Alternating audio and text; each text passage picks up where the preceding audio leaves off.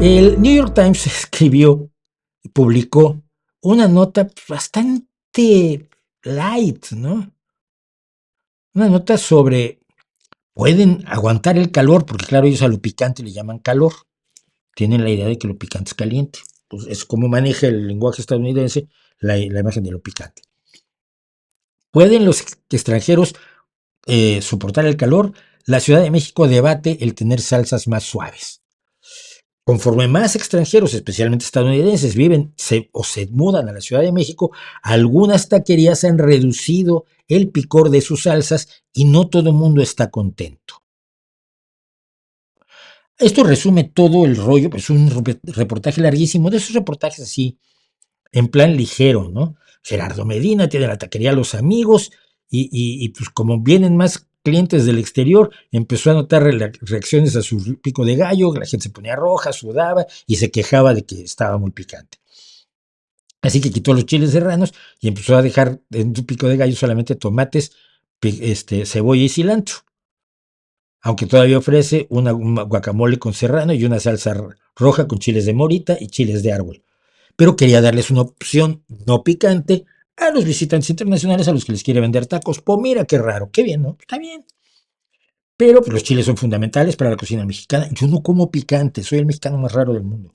Y en México me traía problemas. Mi hija menor es capaz de comer chiles habaneros a mordidas y no tiene problema. Yo la veo y digo, no es normal y es mi hija. Y yo no puedo, el picante lo aguanto en cantidades absolutamente microscópicas. Bueno, los mexicanos lo ponen en prácticamente todo, sí.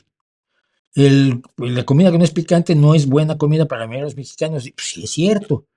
Pero desde la pandemia, la capital se ha vuelto muy popular como destino turístico y lugar de trasplantes internacionales que pueden trabajar de manera remota y ganar en dólares o euros, y la ciudad pues, es más accesible.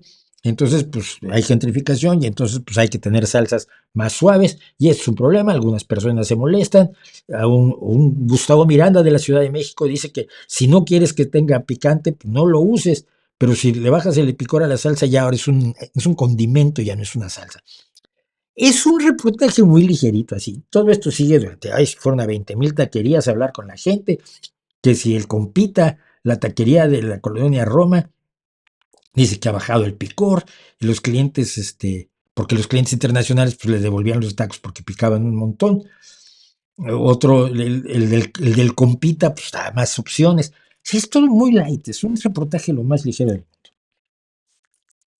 Escuchen en qué es capaz de convertirlo el tarado de Palacio, porque me dejó absolutamente alucinado. Sacaron un reportaje donde supuestamente, y es mentira, también en eso mienten, de que tratamos mal a los estadounidenses que vienen a la Ciudad de México. No, lo que estás diciendo tú es mentira, Andrés. No, llegan a decir que hasta les echamos la culpa de que ya la salsa no pica. Sí, en algunas taquerías se han bajado el picor de la salsa y algunos se quejan. Pero ve el retorcimiento del que es capaz el diminuto y maléfico cerebro que tiene este personaje. Que ya Todavía se oye por una reportera diciendo eso sí es verdad, que le destroza el relato. por culpa de ellos ya no comemos chile, ¿No es cierto?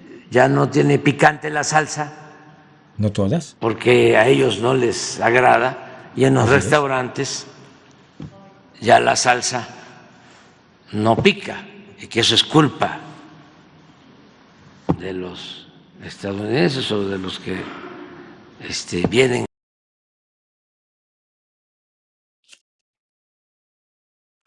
A creencia de gente pendeja. Todo esto para pegar al New York Times, porque el New York Times sacó un editorial diciendo que Trump había traicionado a los Estados Unidos y no había que votar por él.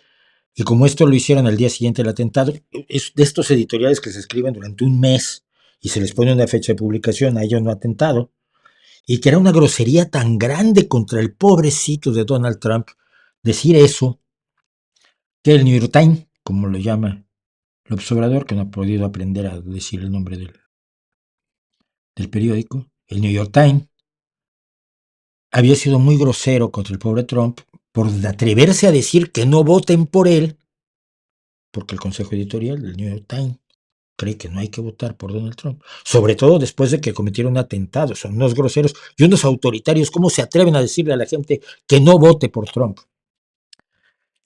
Y como está enojado con el New York Times, saca la historia del Chile. Es que me mata hasta de vergüenza.